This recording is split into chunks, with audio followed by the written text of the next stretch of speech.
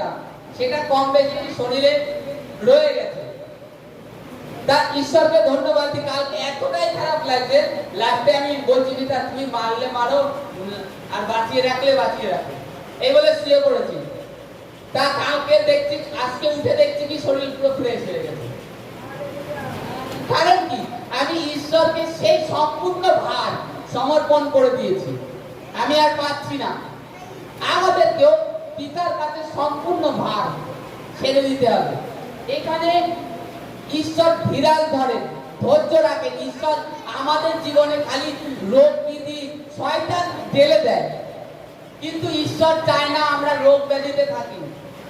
ঈশ্বর চায় আমরা আশিসের নিচে, গ্রেসের নিচে সদা সর্বদা থাকি। আর ঈশ্বরের জন্য মহিমা তার গাওয়ায় উৎপন্ন করতে পারি, তার সুসমাচার অপরকে জানাতে পারি।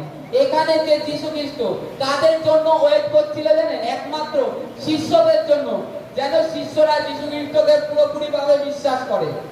আর দ্বিতীয়ত, মার্তার গ্রামে যে কিছু জিহুদিরা ছিল, মার্থা মরিয়ামের পাশে লাজার মরে যাওয়ার পরে তাদেরকে সেই ঈশ্বরের মহিমা প্রকাশ করবার জন্য, যে ঈশ্বর দেখো কি করতে পারে,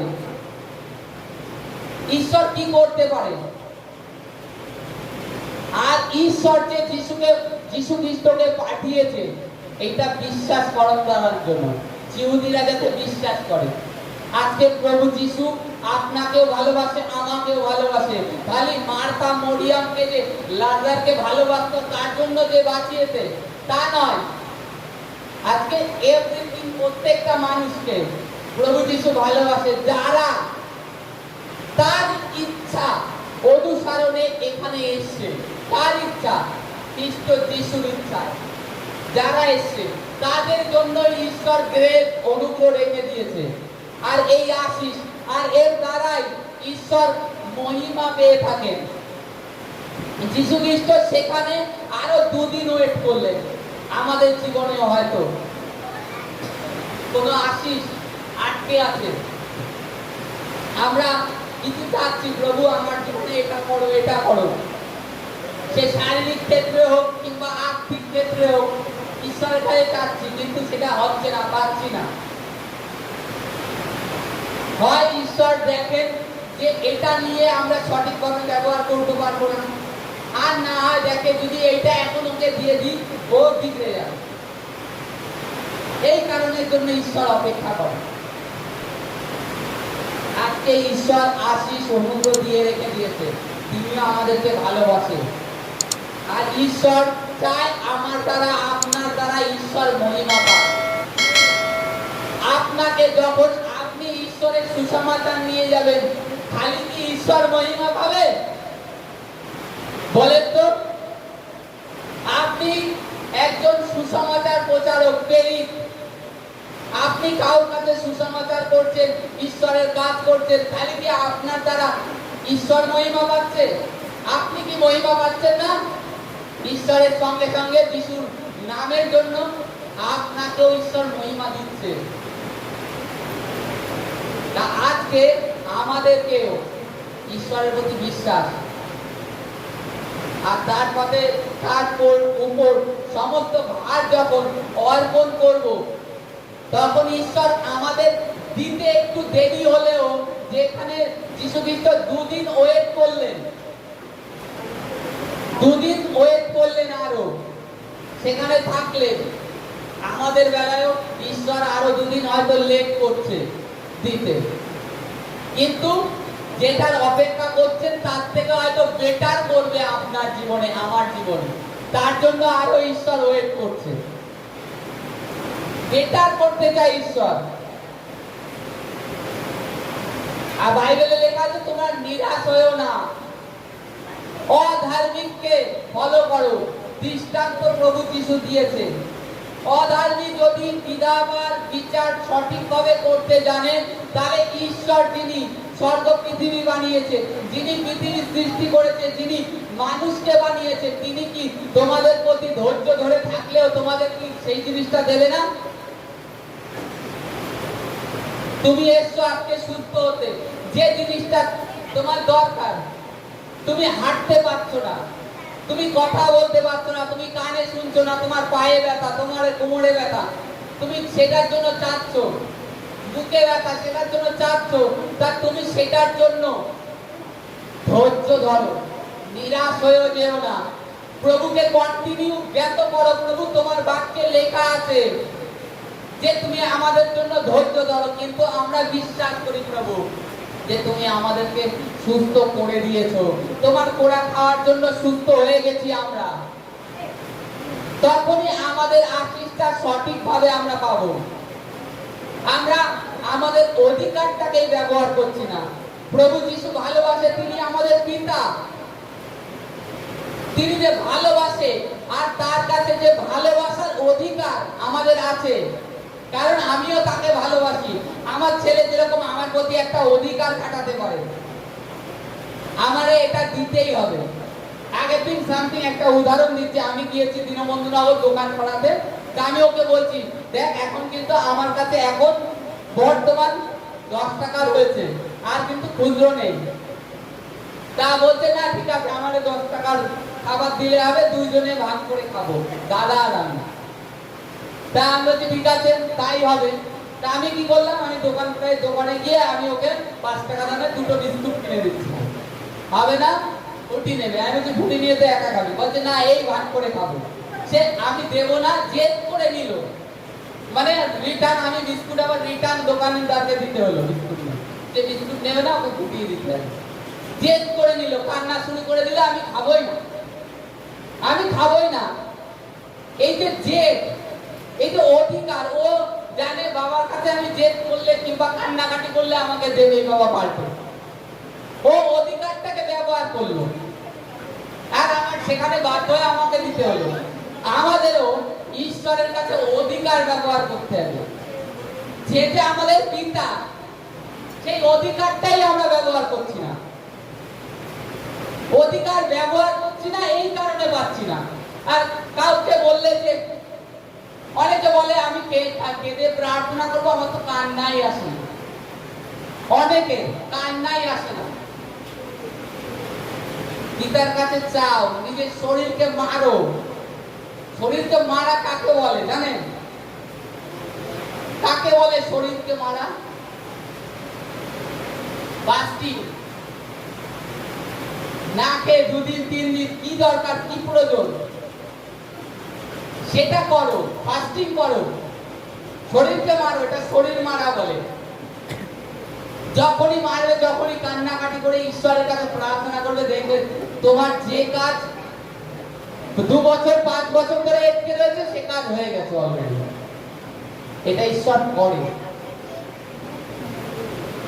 কিন্তু যাচ্ছি না, অধিকার ব্যবহার করছি না, পাচ্ছি না।